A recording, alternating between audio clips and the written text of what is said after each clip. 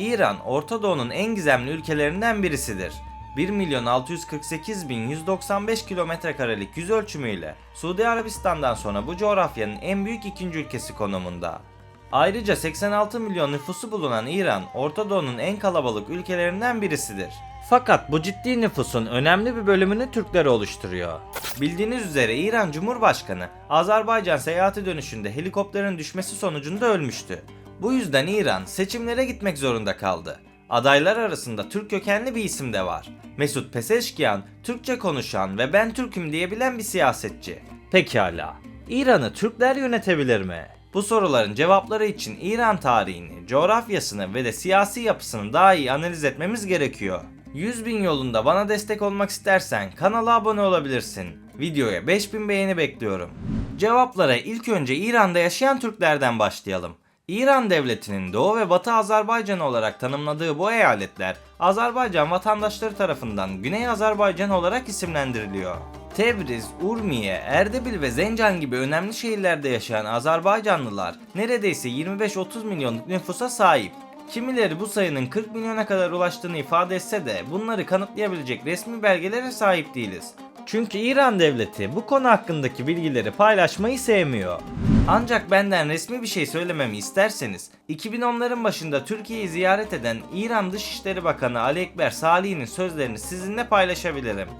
We speak almost the same language. 40% of the Iranians speak Turkish. Salih, İran nüfusunun %40'ı Türkçe konuşuyor şeklinde açıklama yapmıştı. Elbette bu da azımsanmayacak bir yüzde. Bu yüzdeyi yaklaşık 10 milyon nüfusa sahip olan Azerbaycan'ın nüfusuyla kıyaslayacak olursam, İran'da yaşayan Türk sayısı Azerbaycan'da yaşayan Türk sayısından yaklaşık 4 kat daha fazla. Bu bilgiler bize İran'ın 31 eyaletinin neden 2 tanesinin Azerbaycan ismini taşıdığını açıklamış oluyor. Güney Azerbaycan hakkında kanalda detaylı videolar bulunuyor. Dilerseniz o videoları da izleyebilirsiniz. Fakat İran'da yaşayan Türklerin hepsi Azerbaycan Türk'ü değil. Bu topraklarda 2,5 milyona yakın İran Türkmeni, 1 ila 2 milyon arasında Kaşkay, 2 milyona yakın Horasan Türkleri yaşamakta. Kaşkaylar, İran'ın güneybatısında yaşayan göçebe bir Türk halkı. Bazı araştırmacılar Kaşkayların Orta Asya'dan göç ettiğini ve Selçuklu Türkleriyle birlikte İran'a geldiklerini öne sürüyor. Diğer bir görüş ise Kaşkayların Hazar Denizi kıyılarından ve Horasan bölgesinden göç ettiklerini belirtmektedir. Fakat şunu da belirtmem gerekiyor ki Kaşgaylar 19. yüzyılın sonları ve 20. yüzyılın başlarında Kaçar İran'ında önemli bir siyasi güçtü. Kaçar İmparatorluğu ya da Yüce İran Devleti olarak bilinen bu ülke İran'daki Azerbaycan Türklerinin Kaçar Hanedanı tarafından kurulmuştu. 1794 ile 1925 yılları arasında hüküm süren bu devlet 20. yüzyılın başlarında iç ve dış sorunlarla boğuşmaktaydı. 1836'da Fethali Şah'ın torunu Muhammed Şah tahta çıktığında Birleşik Krallık İran'ı yarı sömürgesi haline getirmişti. Fethali Şah döneminde İran, Rusya ve İngiltere gibi büyük güçlerin baskısı altında kalmıştı. Özellikle Rusya ile yapılan savaşlar sonucunda imzalanan Türkmençay ve Gülistan anlaşmaları İran'ın Kafkasya'daki topraklarını kaybetmesine neden oldu. Bana kalırsa tam da bu yüzden dolayı 1. Dünya Savaşı sırasında Almanların yanında saf tuttular.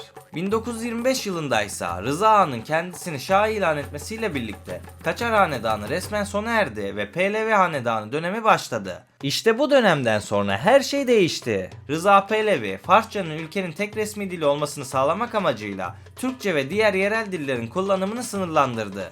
Okullarda ve kamu kurumlarında Farsça dışında dil kullanımı yasaklandı. Bu durum, Türklerin kendi dillerinde eğitim alma ve kültürel değerlerini yaşatma imkanını büyük ölçüde kısıtladı. Bu reformların günümüzde hala devam ettiğini söyleyebilirim.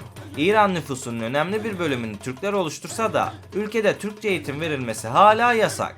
Öte yandan Horasan Türkleri ise İran'ın kuzeydoğusunda, tarihi Horasan bölgesinde yaşayan bir Türk topluluğudur. Bildiğiniz üzere Horasan, tarih boyunca birçok Türk boyuna ev sahipliği yapmıştı. Özellikle Gazneliler, Selçuklular ve Timur İmparatorluğu dönemlerinde bölgeye çok sayıda Türk yerleşti. Ana dilleri olan Horasan Türkçesi, Azerbaycanca'ya benzer olsa da Türkmence'ye daha çok yakınlık gösteriyor. Türkmence demişken İran Türkmenlerinden bahsetmezsem olmaz. Bu insanlar Türkmenistan'la sınır komşusu olan İran'ın kuzeydoğusunda bulunan İran Türkmenistanı ya da Güney Türkmenistan olarak adlandırılan bu bölgede yaşıyor.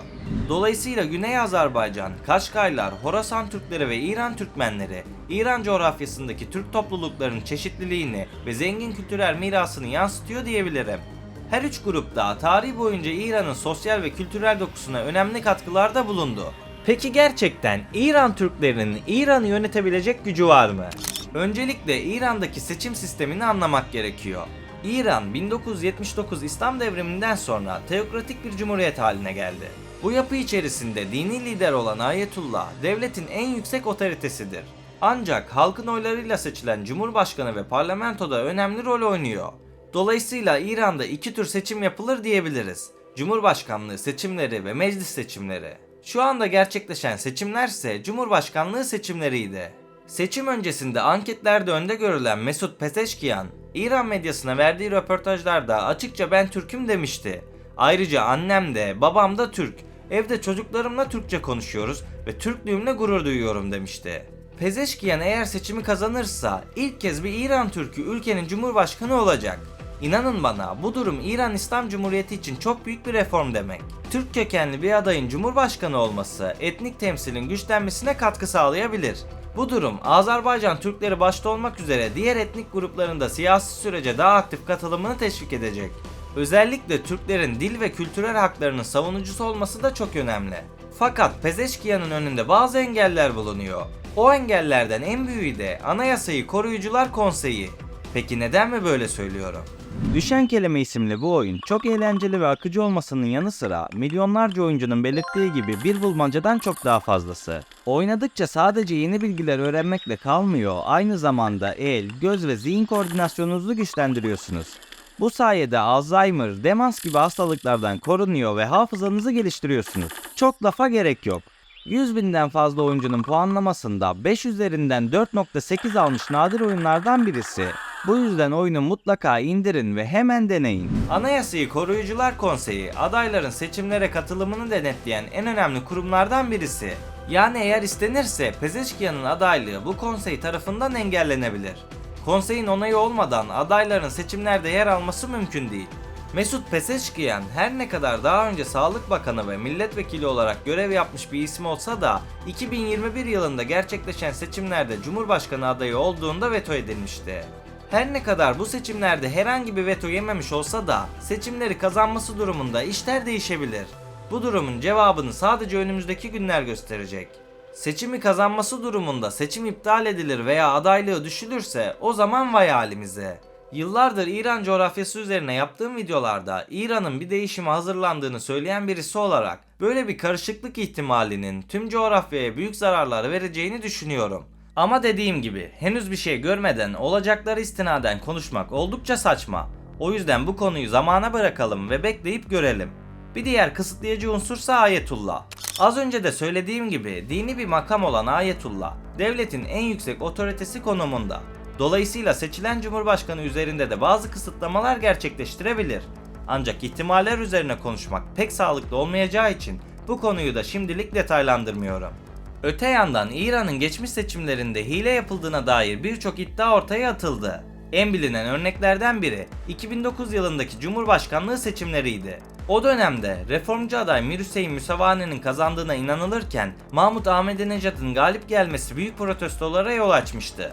Günümüzde İran'daki seçimler hala büyük tartışmalara yol açıyor. 2021 seçimleri katılım oranının düşük olması ve birçok reformcu adayın diskalifiye edilmesiyle dikkat çekmişti. Söylediğim gibi bu reformistlerden birisi de Pezeşkiyan'dı.